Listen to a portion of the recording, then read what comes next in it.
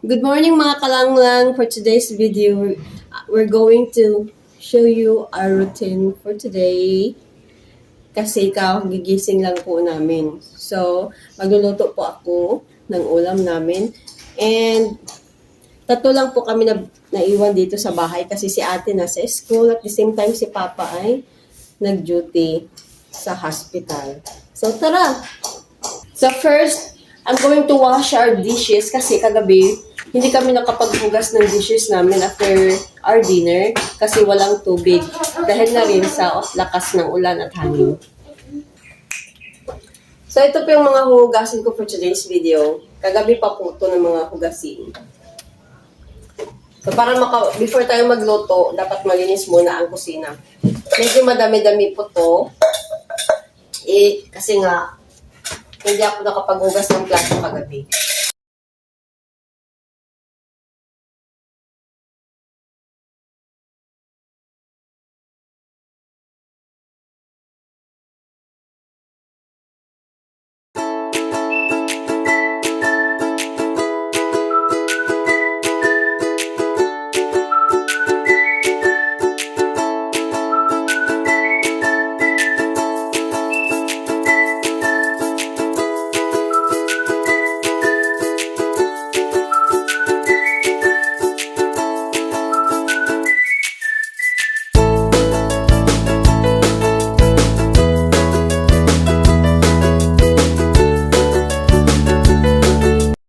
So yan mga kalanglang, natapos ko na rin ang paghugas ng pinggan. And now, let's go to our next job. Ayun ay magluto ng breakfast. Pan, Mama. Ha? Pan. Pan! Here. Naman ni? Pan. Buya. Nagkaon natin kay kagutom. Ay, gusto ni Kuya ng scrambled egg. Paglutoan natin siya.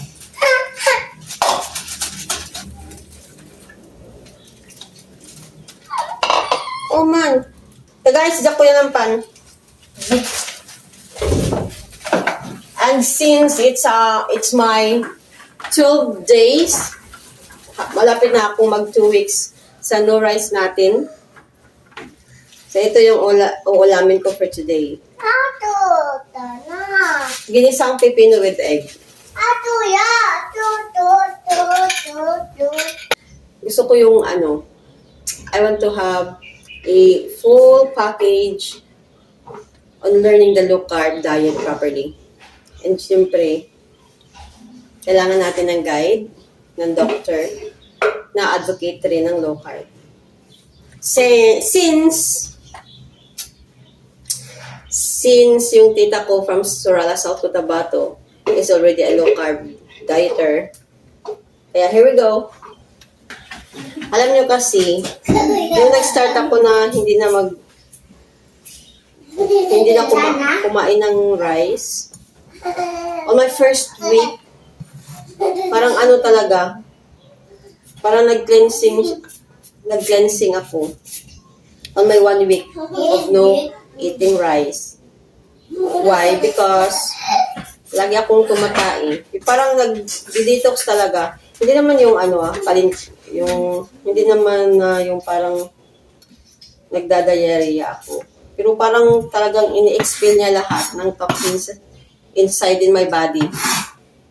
So, I like it. And I think na kaya naman ng katawan ko. Yun nga lang, sometimes I feel leg cramps, just a little bit. I feel leg cramps. Sometimes, may nafe-feel akong nanalamig yung katawan ko. Just a little lang. Hindi naman. Mild. Pinaka-mild lang. Yung pinaka-mild feeling.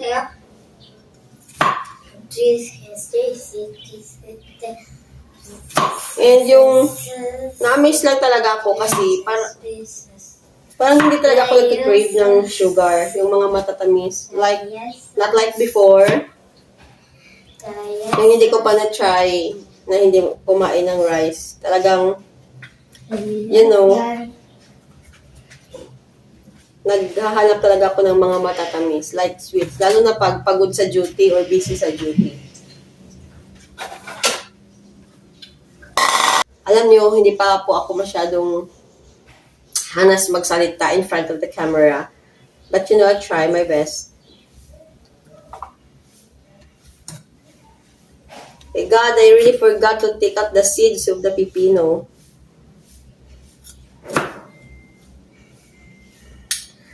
Alam niyo ba, bakit ako nainggan yung mag-low carb?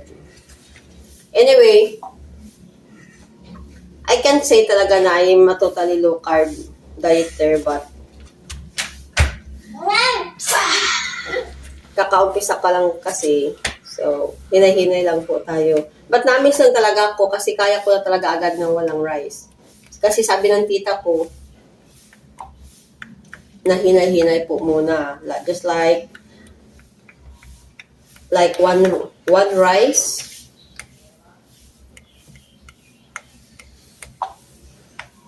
Every day. But yung totoo, malapit ako mag 2 weeks na wala talagang rice. Parang biglaan. Pero hindi naman thanks to God lang talaga kasi wala naman ako nakita problema. Tsaka nawala yung sakit sa nawala yung sakit sa talampakan ko every time na gigising ako ng maaga. Kasi yun talaga yung nafe-feel ko kada every time na gigising ako sa umaga. Masakit yung talampakan ko. But this time, on my 12 days of not eating rice, nawala siya actually. Yan nga lang yung problem. So, meron lang slightly super mild na cramps. Kaya, Mama, I take salt as what my auntie instructed me. Ma. Haluin mo, Jairi.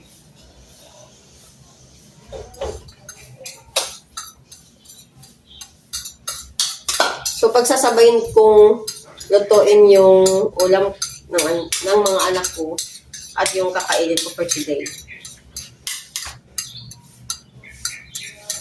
Ayan, si Kuya, marunong na siya yan mag-scramble ng egg. At the same time, marunong na rin yan siya iprito yung itlog na yan. Kaya I want my children to know some kind of that ng mga gawain. Because I want them to be independent. Ayoko na mag-depend always. Kasi yun naman talaga dapat.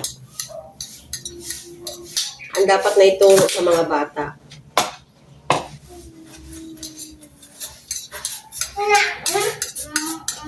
Pero parang baliktad siya. Kasi si ate, ayaw magluto. Kaya ko. Mana si kuya sa papa niya.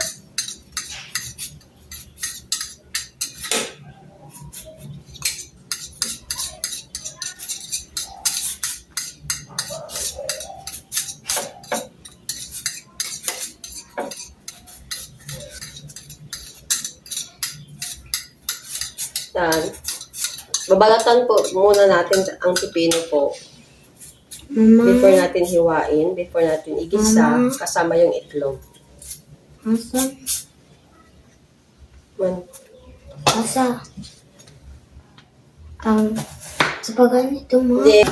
At totoo lang po, when I started to eat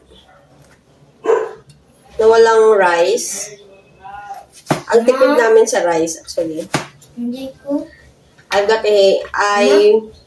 I ordered half sack of rice to my co-workmates, to my co-midwives. Hindi maabot. And Hindi maabot, ma. hindi ko pa po siya na-open. Okay. Kasi nga, hindi na ako kumakain ng rice. Ahos.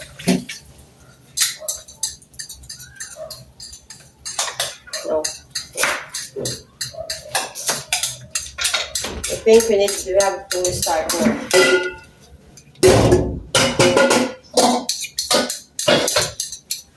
Wala ka mo Mukaon sa about no? Sa pan? Ano sa? Ma, And good news, sa gusto talagang lumiit agad. I mean, sa mga gustong Mama, tapos na ma. later. I mean, sa mga gustong mabilis na magbawas ng timbang nyo, try po in a natural way, not to eat rice. Because believe me, it's very effective. Ang sayo! Sin? Ha? Tagaluan. Pang Bisaya.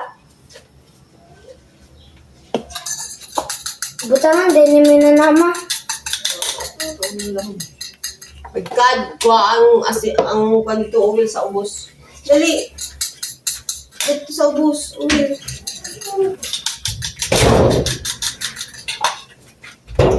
Asa? Na. Gabi ka mo kini? Gambero kang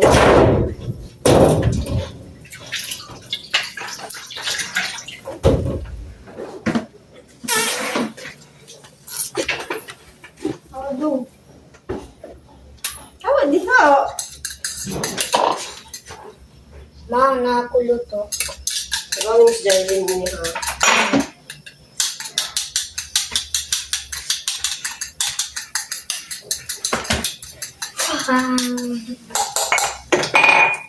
Day, kuha day. Dong.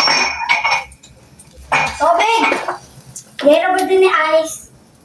Ice? So let's start now to cook.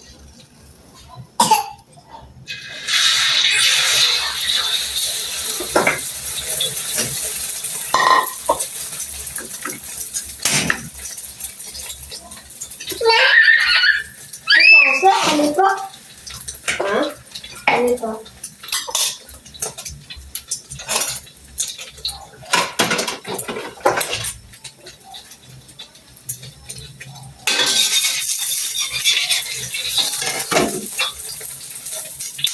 Uy! Yung mga gadurot mo ang ice. Kami ice.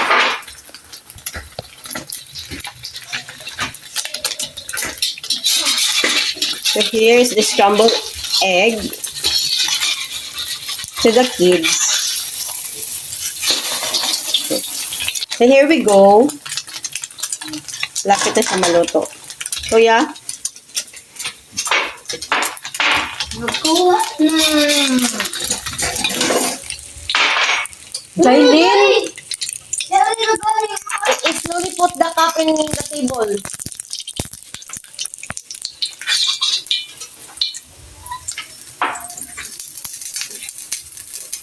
Ano di pagawa sa mga uwi na? Jailin, mugara man dyan ni... Ti, dong. Okay. So first step, we're going to put the Mama, ahos and saka yung lumbay. tuyo. Ito ka. Dapat kasi may sayote po ito. Pero naubusan na ako. So, pipino na lang.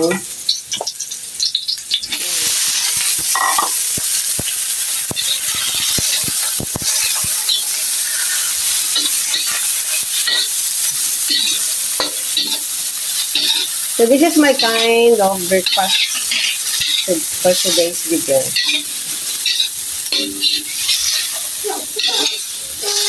Man. Then after mag-isa yung pipino,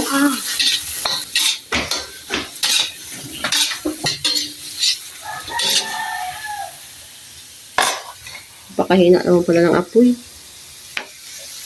Yan. Medyo lakasan natin. Hindi. Iwan na eh. Ano dyan? Okay, after that, Iwan na eh. naganap po natin yung egg. Then, halo nyo lang. So, kung napapansin nyo, Halika na. wala po ako dito hahaluin at wala akong ihalong bitsin dito. Nor magic sarap. Hindi po natin hahaluin. Hindi po natin hahaluan.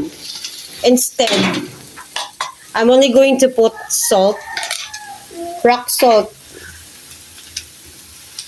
Okay lang. Rock salt and pepper. Eat na. Wanna eat? That's all lang.